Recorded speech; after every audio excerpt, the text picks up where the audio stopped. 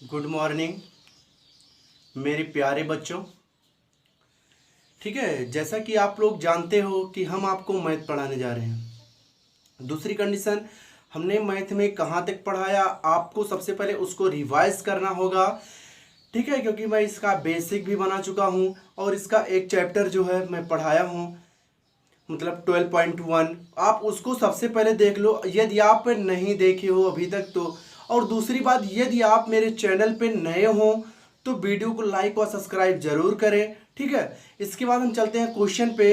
Question number 1 हमारा क्या कह रहा है कि 6 सेंटीमीटर। देखो, सबसे पहली बात तो आप लोग किताब ले लो एनसीईआरटी की, जो माध्यमिक शिक्षा परिषद द्वारा किया गया है।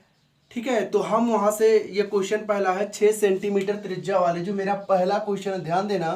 कह रहा कि 6 सेंटीमीटर त्रिज्या वाले एक वृत्त के एक त्रिज्यखंड का क्षेत्रफल ज्ञात करना है। त्रिज्या वाले एक वृत्त के एक त्रिज्यखंड के एक वृत्त के एक त्रिज्यखंड का क्षेत्रफल, शॉर्टकट में लिख दिया, ज्ञात कीजिए। ओके, हमें ये करना है, त्रिज्यखंड का क्षेत्रफल ज्ञात करना है। अब देखो, हमने बताया था, देखो यहां से r इक्वल टू दिया है 6 सेंटीमीटर।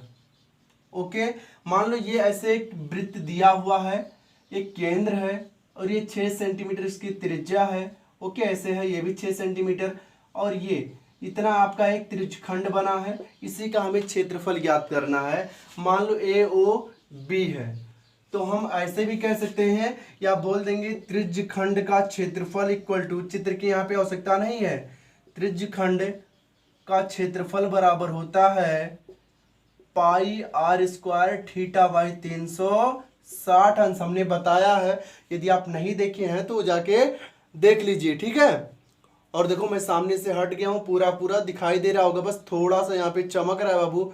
ठीक है, उसके लिए आप परेशान मत होना। तो देखो, जो पाई आर स्क्वायर थीटा बाई 360 है, अब देखो क्या होगा यहाँ पे,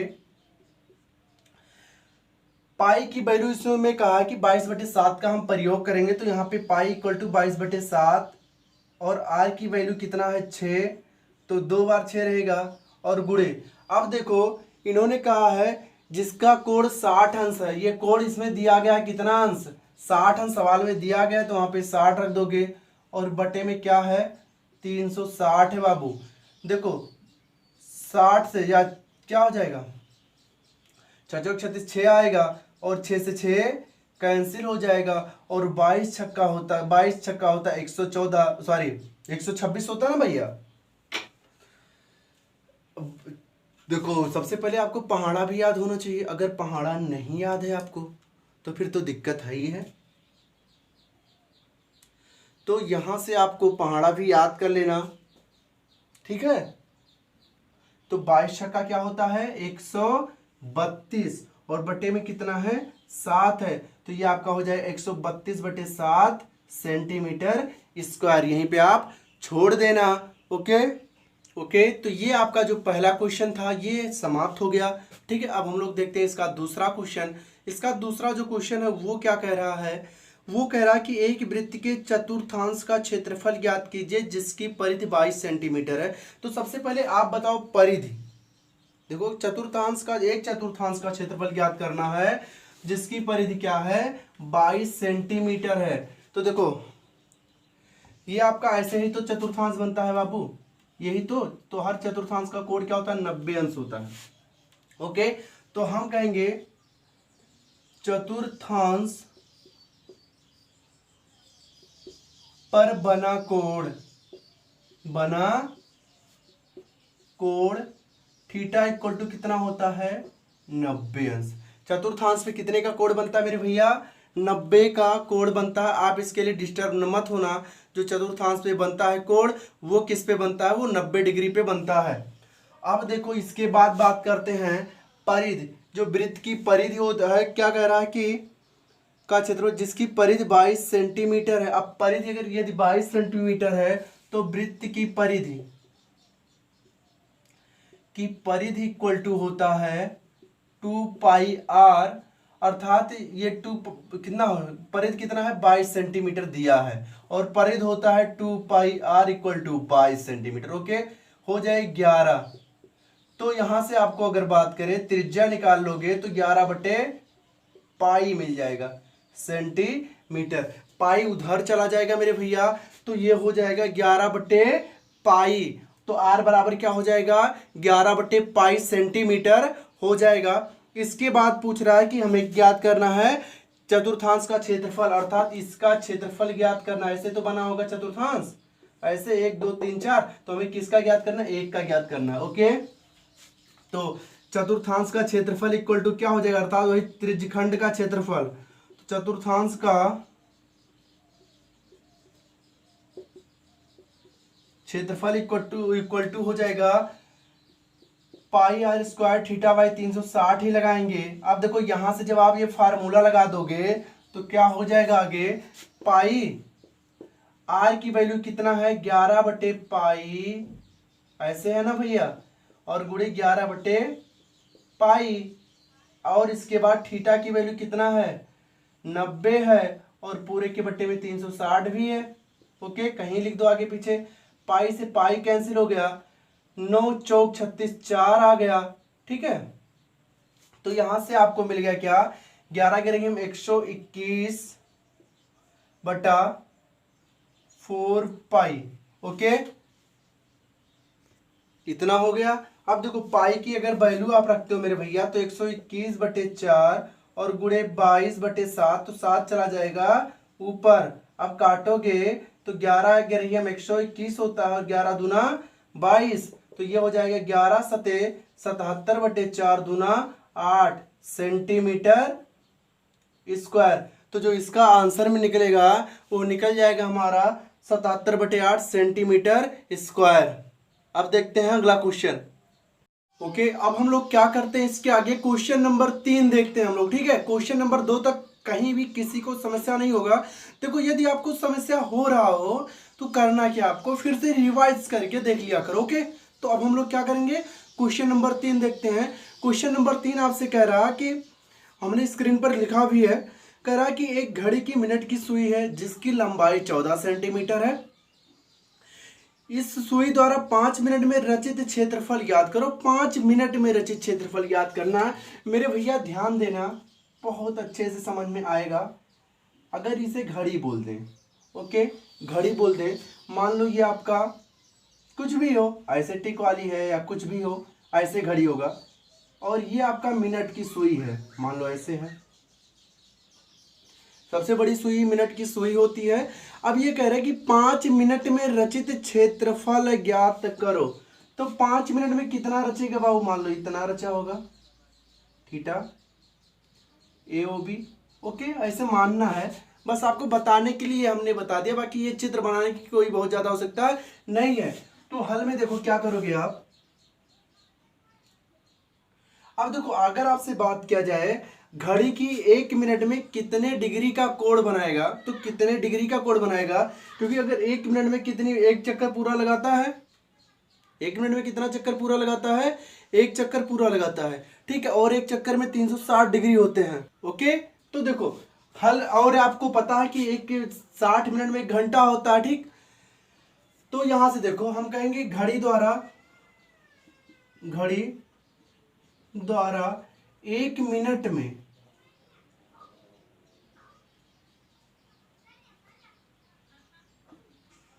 गया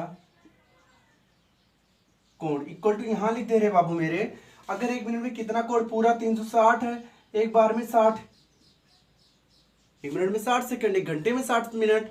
ओके, कट गया, मतलब क्या बात करेंगे 6 डिग्री 1 मिनट में, क्योंकि 1 घंटे में कितना होता है 60 मिनट होता है ना मेरे भैया, 1 घंटे में 60 मिनट होता है और पूरा 360 अंश बनता है। तो क्या होगा 1 मिनट में कितना डिग्री बनाएगा, 6 डिग्री बनाएगा। यदि 1 मिनट में 6 डिग्री बनाया तभी तो 60 मिनट में 360 डिग्री बनाएगा। तो 1 मिनट में इतना, तो कह रहा तब 5 मिनट में, तब 5 मिनट में बनाया गया कोण घड़ी द्वारा। ओके, तो कितना बनाया गया कोण? 6 गुणे 5 अर्थात 30 डिग्री। कितना डिग्री बनाया गया कोण बाबू मेरे? 30 डिग्री बनाया गया। ध्यान से देखना। अब हमें क्या करना है, तो आपको थीटा की वैल्यू अब क्या आ गई? अच्छे। और इसके बाद घड़ी की लंबाई 14 सेंटीमीटर पता है। आर बराबर आपको पता है 14 सेंटीमीटर। और थीटा इक्वल टू कितना दिया है? 30 डिग्री। अब आपको यहां से मिल जाएगा, हमें बताना है क्षेत्रफल। तो 5 मिनट में, देखो 5 मिनट में उसी में लिखा है कि घड़ी द्वारा रचित, मिनट की सुई द्वारा, घड़ी के मिनट के सुई द्वारा रचित क्षेत्रफल कितना हो जाएगा? अब रचित क्षेत्रफल आपका होता है पाई आर स्क्वायर थीटा बाई 360। तो देखो अब यहां से इतना हो गया, यहां भी लिख देते हैं, दिख ही रहा होगा। तो पाई की वैल्यू 22/7 हो गया। और इसके बाद आर की वैल्यू 14 है, तो 14 गुणे 14 और गुणे 30 कर दिए। दिख रहा है मेरे भैया? हाँ, दिख नहीं रहा है, चलो दिख रहा है। 30 हमने कर दिया और बट्टे में कितना है? 360 है, ध्यान देना। ओके, तो 360 हो गया। तो आप काट दो इसे, 3 से काट दिए, 0 से 0, 3 से काटे 12 यहाँ पे आ गया। ओके, 7 दूना 14 और 2 छक 12, 7 दूना 14 और 2 छक 12, 6 बचा। और काट दो इससे, 2 तिया 6 और इस 2 से ये काट दो, 2 तिया 6, 214 और 22 सत्ते 154, अर्थात आपको मिल गया 154/3 सेंटीमीटर स्क्वायर। ये आपका है कि घड़ी द्वारा 5 मिनट में जो रचित क्षेत्रफल होगा वो क्या होगा? 154/3 सेंटीमीटर स्क्वायर होगा मेरे भैया। ठीक है, मैं उम्मीद करता हूं कि आपको ये सवाल पूरा बेहतर समझ में आया होगा। अब देखो, अगर आपको ये समझ में नहीं आया है तो आपको करना क्या है? तुरंत वीडियो को फिर से देखना है, बस, और कुछ भी नहीं करना है। ओके, तो हम लोग आगे चलते हैं, अगला देखते हैं। चलिए देखते हैं। अब ये हम लोग क्वेश्चन नंबर 4 कर रहा है कि 10 सेंटीमीटर त्रिज्या वाले एक वृत्त की कोई जीवा वृत्त पर समकोण अंतरित करती है। निम्नलिखित का क्षेत्रफल ज्ञात कीजिए। संगत लघुखंड का क्षेत्रफल और संगत दीर्घ त्रिज्यखंड का क्षेत्रफल ज्ञात करना है। कब? जब पाई इक्वल टू, क्या करना हमें? प्रयोग, जो पाई की वैल्यू है उसका 3.14 का प्रयोग करना है। यहाँ पे हमें 22/7 का प्रयोग नहीं करना है। तो सबसे पहले आप तो ये ध्यान से देख लो कि ये ऐसे एक चित्र है। ओके, इसके बाद ये इनका केंद्र है, ये 10 सेंटीमीटर की त्रिज्या है। ठीक है, और ऐसे ये क्या करें? समकोण यहाँ पे एकांतरित कर रहे हैं। और इसके बाद हमें संगत, पहले तो संगत लघु खंड का क्षेत्रफल निकालना है। तो अर्थात संगत जो लघु खंड होगा आपका वो यही होगा, और जो दीर्घ खंड होगा ये वाला होगा। ओके, और ये आपका समकोण, अर्थात अगर ये पूरा लिया जाए तो ये क्या होगा? ए, मान लो ये ओ है, ये ए है, ये बी है और ये डी है। मतलब ओ ए डी बी को लिया जाए तो ये आपका निकल जाएगा त्रिज्य खंड का क्षेत्रफल। तो हम कहेंगे त्रिज्य दिया, देखो आर बराबर दिया है, हल में लिखेंगे आर बराबर दिया है आपका 10 सेंटीमीटर और थीटा इक्वल टू दिया है 90 डिग्री। ये 90 है ना, क्योंकि समकोण है। अब देखो यहां से आपको सबसे पहले क्या ज्ञात कर लेना है? त्रिज्य खंड का क्षेत्रफल। तो त्रिज्य खंड क्या है आपका? ओ ए डी बी है का क्षेत्रफल। तो आपको ये मिल जाएगा पाई आर स्क्वायर थीटा बाई 360। ये लिखना बहुत ही जरूरी है। अब देखो पाई की वैल्यू है 3.14 और गुणे 10 गुणे 10 गुणे 90/360। अब आप अगर ध्यान देंगे तो जानते हो क्या होता है? जब 2 जीरो है ना तो दोनों अंकों क्या होते हैं? दशमलव हट जाते हैं। जब गुणा करोगे 314 हो जाएगा और गुणे 9 चौक 36, मतलब 4 आ गया और यहाँ पे कुछ नहीं बचा, मतलब 314/4 बच जाएगा सेंटीमीटर स्क्वायर। आगे क्या होगा? 4 से जब इसको काटोगे आप तो कटते तो जाएगा ना, क्योंकि 4 सते 28 और कितना बचा यहाँ पे 2, 20 एक 21, क्योंकि 2 बचा हासिल ना 30 में, 30 थोड़ी ना था, 31 था, 4 सते 28, 3 बचा और ये हो गया 34 और 4 8 32, कितना बचा 2 और दशमलव बढ़ा है 0 आ गया, 4 पंचे 20, 78.5 सेंटीमीटर स्क्वायर आपको क्या मिल गया, त्रिज्यखंड का क्षेत्रफल। बट मुझे ये नहीं ज्ञात करना था, ये तो मैं और सवालों को हल करने के लिए ज्ञात कर लिया। अब हमें ज्ञात क्या करना है, त्रिभुज, समकोण त्रिभुज, समकोण त्रिभुज AOB का क्षेत्रफल। अब जो समकोण त्रिभुज का क्षेत्रफल आप क्लास 9th में पढ़े होंगे 1/2 आधार गुणे ऊंचाई, तो 1/2 आधार आपका 10 है, ऊंचाई भी कितना है 10 है, 2 से काटोगे 5 तो 10 बचे 50 सेंटीमीटर स्क्वायर। अब आपको मैं बता दूं जो संगत लघुखंड का क्षेत्रफल होगा वो क्या होगा, तो ध्यान देना थोड़ा बड़ा जाएगा सवाल। संगत लघुखंड का क्षेत्रफल इक्वल टू हो जाएगा, क्या हो जाएगा आपका, अगर आपसे बात किया जाए ये त्रिज्यखंड मतलब पूरे में से, ये पूरा है ना, अगर पूरे में से हम क्या कर दें, इसको घटा दें, व्हाइट वाला जो 90 डिग्री दिख रहा है, अगर त्रिभुज वाला को घटा दें तो यही बचेगा ना, तो हम लिख देंगे यहां से त्रिज्यखंड का क्षेत्रफल, यहां लिख दे रहे हैं आपके त्रिज्य खंड का क्षेत्रफल माइनस समकोण त्रिभुज का क्षेत्रफल, समकोण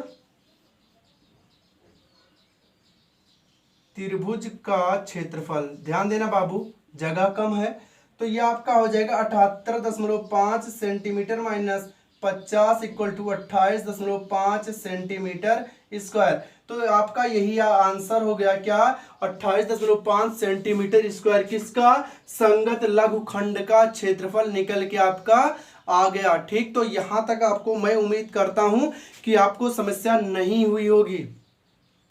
यदि समस्या हो रही हो तो मैं उसका पूरा समाधान करूंगा, बट आप लोग मेरे साथ जुड़े रहिए। और आप एक चीज ध्यान रखिए बाबू कि आप मेरे चैनल पे हैं तो इसको लाइक और सब्सक्राइबर जरूर करें। और जो भी आपके भाई दोस्त जितने भी मिले जिनके पास मोबाइल हो, वहाँ पे मैंने उसमें डिस्क्रिप्शन में भी लिंक दिया है, क्या इनोवेट क्लासेज हरैया है, आप उसको जैसे सर्च करोगे तुरंत आपका मेरा लोगो आ जाएगा इनोवेट क्लासेज का, और आप वहाँ पे रेड बटन होती है आप उसको क्लिक कर दीजिएगा। ठीक है, तो हम लोग आगे देखते हैं क्या देखना आगे, संगत दीर्घ त्रिज्यखंड का क्षेत्रफल, संगत दीर्घ त्रिज्यखंड का क्षेत्रफल। तो हमें जो भी याद है तैयार है, हमें वो सब याद रखना होगा, क्योंकि त्रिज्यखंड का क्षेत्रफल आपसे अभी पूछेंगे हम क्या होगा, OA, ठीक है, OADB।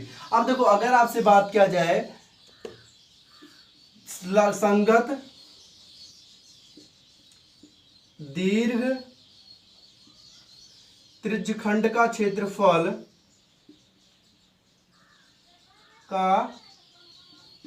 अब देखो क्या होगा, अब बाबू देखो इससे इनका काम खत्म हो गया, ये हमने ज्ञात कर लिया। अब अगर आपसे बात किया जाए कि संगत, ये आपका दीर्घ त्रिज्यखंड ये है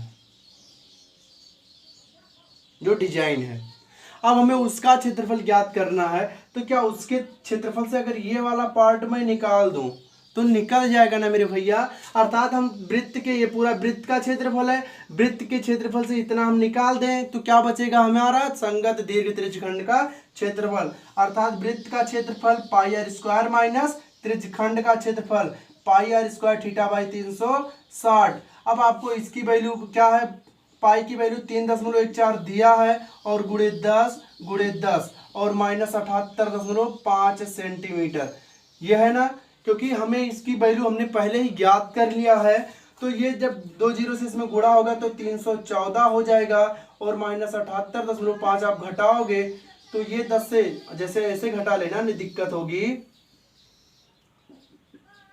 तो यहाँ पे 0 हो जाएगा, 10 से 5 गए 5, 3 बचा, 13 से 8 गए 5, यहाँ पे 0, 10 से 7 गए 3, और 235.5 235 सेंटीमीटर स्क्वायर। क्या मिला? 235.5 सेंटीमीटर स्क्वायर आपको किसकी वैल्यू मिल गई? संगत दीर्घ त्रिज्यखंड के क्षेत्रफल की वैल्यू मिल गई। देखो कितना आसानी से समझ में आ रहा, आपको कोई दिक्कत नहीं हो रही है। तो ऐसे आपको कोई दिक्कत कहीं भी नहीं होगी, जितना मैं पढ़ाऊंगा यार दिक्कत मत लेना कभी, ठीक है। तो अब क्या करते हैं हम लोग, अगले क्वेश्चन पे चलते हैं, क्वेश्चन नंबर 5 पे, क्योंकि क्वेश्चन नंबर 4 मेरा समाप्त हो चुका है। ओके, अब हम देखते हैं क्वेश्चन नंबर 5। क्वेश्चन नंबर 5 मेरा क्या कह रहा कि त्रिज्या, देखो आपके पास किताब होनी चाहिए, ठीक। अगर आपके पास किताब है तो बड़ी अच्छी बात है। कह रहा है कि त्रिज्या 21 सेंटीमीटर वाले, तो आर बराबर क्या दिया? 21 सेंटीमीटर दिया। किताब आपके पास है, क्वेश्चन वहां से आप लिख लेना।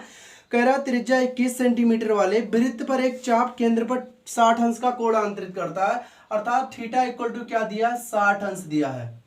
फिर कह रहा है ज्ञात कीजिए चाप की लंबाई। जो पहला क्वेश्चन हमें ज्ञात करना है वो ज्ञात करना है चाप की लंबाई। तो ध्यान देना मेरे भैया कि चाप की जो लंबाई होती है, चाप की लंबाई थीटा इक्वल टू चाप की लंबाई क्या होती है? 2 pi R theta equal to upon 360 अंश होता है। तो ये आपका निकल जाएगा। देखो अब यहाँ से जो पाई की वैल्यू है वो हमें 22/7 रखना है, ठीक है, क्योंकि यहाँ पे अनिवार्य नहीं है। तो 2 गुणे 22/7 गुणे आर की जो वैल्यू हो 21 सेंटीमीटर है, और गुणे थीटा कितना है? 60 है, और बटे 360। ओके, 2 से काट दो इसे, 180। 60 से काटोगे 6 त्रिक 18, मतलब 3 आ जाएगा, और 3 सते 21, और 7 से 7 कैंसिल। तो आपका जो निकल के आया वो निकल के आया 22 सेंटीमीटर चाप की लंबाई निकल के आ गया। देखो यहां पे हम लोग स्क्वायर नहीं कहेंगे, क्योंकि जो लंबाई होती है वो स्क्वायर में नहीं होती है। कि स्क्वायर में क्या होता है, मेरा जो क्षेत्रफल होता है वही क्या होता है? स्क्वायर में होता है। इसलिए हम लंबाई को कभी स्क्वायर में नहीं कहेंगे। ओके, अब हम लोग चलते हैं इसके अगला जो इस पे पूछा गया, चाप द्वारा बनाए गए त्रिज्यखंड का क्षेत्रफल पूछा गया है। अगला कि चाप द्वारा बनाए गए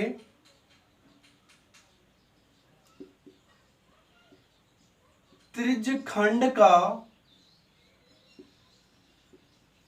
क्षेत्रफल ये पूछा गया है। तो बाबू मेरे अब हम चित्र भी बना देते हैं, वहां पे चित्र की आवश्यकता थी नहीं। ये आपको मान लो थीटा है, अर्थात 60 अंश है, ये 21 सेंटीमीटर, ये ओ ए बी, ये मान लो डी है। ओके, अब कह रहा कि चाप द्वारा बनाए गए त्रिज्यखंड का क्षेत्रफल क्या होगा? मतलब ओ ए डी बी। तो क्या हो गया ना। अब हमें क्या करते हैं, चाप द्वारा बनाए गए त्रिज्यखंड का क्षेत्रफल ज्ञात कर लेते हैं। तो देखो ये क्या हो जाएगा, ये जो आपका हो जाएगा वीरू भैया, वो पाई आर स्क्वायर थीटा बाई 360 अंश हो जाएगा। पाई आर स्क्वायर थीटा बाई 360 अंश हो जाएगा। पाई की वैल्यू 22/7 गुणे 21 गुणे 21 गुणे 60 बटे 360। तो ये 6 36 6 आ गया। अब 3 से काटोगे तो 3 दूना 6, 3 7 21, 7 से 7 कैंसिल, 2 बचा, 11 दूना 22।